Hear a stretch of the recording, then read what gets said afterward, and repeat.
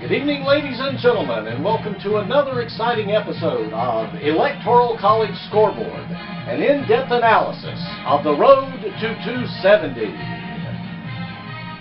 All right, well, hello again, everybody. Going to try to do a very quick show tonight to kind of give you a concept of the state of the race as it is right now. If you remember, when last we spoke, we had 5 states left on the board. We had the Democrat candidate at 272 votes. You notice there that is in the black.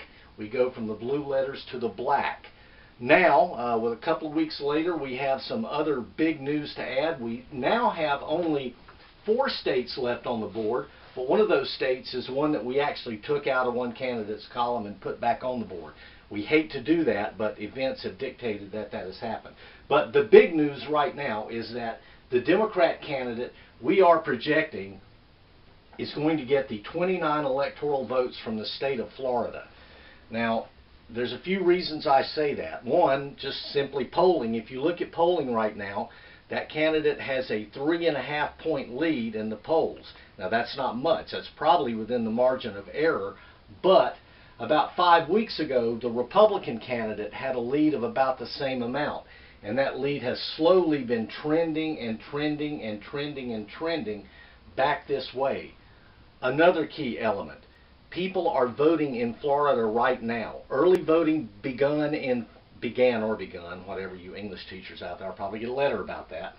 But early voting has started in Florida, and thousands of people are voting today. Right now, while I'm speaking, thousands of people are standing in line in Florida to vote. But the key element is, Florida, unlike, say, for instance, Alabama, where the famous words of the candidate were, I could shoot somebody and they would still vote for me. Well, Alabama favors Republicans in that way. Florida is normally a state that favors the Republican candidate. In most cases, the Republican presidential candidate should win Florida, but it's always close.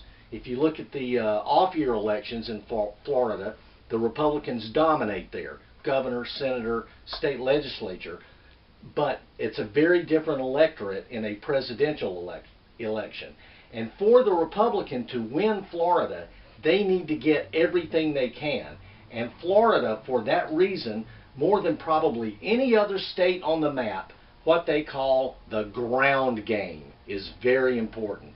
And since this recent break with the Republican candidate and the Republican committee, the establishment, you know, he's so anti-establishment, that's really going to work against him here, because they don't have any ground game. They are reliant upon the ground game of the local Republican machine in Florida, and they're not getting that. As well as the fact that he is on the same ballot with a popular Republican senatorial candidate who, let's say they had some dust-ups, if you remember, during the debates. That's going to hurt him as well. I just don't think he's going to have the requisite ground game down there to win the state of Florida. Those 29 votes are going to go in the column of the Democrat candidate, giving them a very safe margin of plus 37. They could now, for instance, have something go wrong and they could lose maybe Wisconsin. Not going to happen, I'm just saying, but they could, for instance, you know, or Michigan, for instance. They could lose Michigan now, and they're still over the line. So that's the big news. The other 3 states mainly still out: Ohio, North Carolina, and Iowa. Ohio, again, a state that usually barely favors Republicans. We just don't, and people have started voting in Ohio as well, but we still don't have enough, you know, we don't have enough information yet. The Republican is, according to the polls, is still leading in Ohio right now, but Ohio is the state with the longest run of getting it right, and I'm just not willing to put Ohio into either column yet. North Carolina begins voting on Thursday. I'm on the ground in North Carolina. Unfortunately, our budget here doesn't allow me to go down to Florida. I would love to do that. I wish I could get, you know, ChpTV to buy me a plane ticket and a hotel room, and, you know, I'd go down to Florida and hang around some early voting sites and see how people are going. then I may go down to Miami and look at some of those sites too. Wouldn't mind going up to Ohio, maybe see the Cleveland Indians play in the Division Series or maybe the World Series. But again, unfortunately, our budget here doesn't allow that. But North Carolina is a state where I can go hang out at early voting sites. I'm going to be working at an early voting site. So I'm going to get plenty of information about North Carolina as it comes. So there's no reason to be hasty about putting North Carolina on there. And before we go, our last other big news here, and this is the most devastating, astounding part of the whole thing, to me even much more devastating than losing Florida. We have had to put Utah back on the board. 2 polls have come out in the last week showing Utah at a virtual tie between the Democrat and Republican candidate because of the third party, or actually the third, fourth, and fifth party candidates in Utah.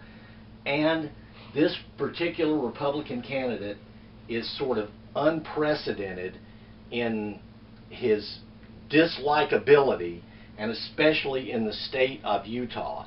And a lot of the recent news stories that have come out, whether you believe them or not, that is one state where that kind of information is very devastating. Utah is the state that when you're making an electoral map, you can start 6 years in advance and go ahead and put Utah in the Republican column. They don't even allow Democrats to, come into their state. You have to get a special visa to be there. I'm joking a little bit. But it is probably the most Republican state in the Union. And we had to take it out of the column for the Republican candidate. We just had to do it because polling shows overwhelmingly, and I'm not someone who goes totally by polling, as I've said about Florida. There are other factors. But when you have to take Utah out of your column, you're in serious, serious trouble. So we're going to be monitoring that. Iowa, the last state there, Dr. Larry Sabato, who cost me a state last year, he already has Iowa in the Republican column. They are maintaining in the polls about a 2 to 3 point lead, and people are voting now in Iowa. So very shortly, I may be putting Iowa in the Republican column. But Iowa, as you've heard me say before, they're so by God stubborn. You just don't know what they're going to do. I don't have enough information about Iowa yet, but they'll get mad about me saying it. But they're sort of a little pissant state with only 6 votes. It's not going to affect anything. It might have earlier. I don't mean that Iowa. I'm sure they're all nice people. I've never been there, but anyway, Iowa is it's just too. I'm not ready yet. Ohio and North Carolina there, that leaves them as sort of really the last 2 sort of real close toss-up states. And very quickly before we leave, we did put Nevada also in the Democrat column. That's going to be really close there. But Nevada tends to vote with the winner, and so we got them down there too. I probably should have that reversed. I'm a little bit more confident at this point about Florida than I am Nevada. But again, it's like 6 little votes. Florida's a big one with 29 votes, so you kind of want that in the last column there just for show. But that's our state of the race right now. One last quick thing. Just because I say the presidential race is over, that's no reason for anyone out there not to go vote. Do go vote. There are lots of other important contests on that ballot here in North Carolina. We've got governor, we've got senator, we've got state legislature. And if you live in District 4 here in Guilford County, you've got a very interesting county commissioner race there. So get out and vote. Voting in North Carolina starts this Thursday. And if you're not registered to vote, no problem. You can go to any early voting site and still register and vote that way. Thank you, ladies and gentlemen. Our time's up here at Cheap TV. We'll see you in just a couple of weeks with another exciting episode of Electoral College Scoreboard.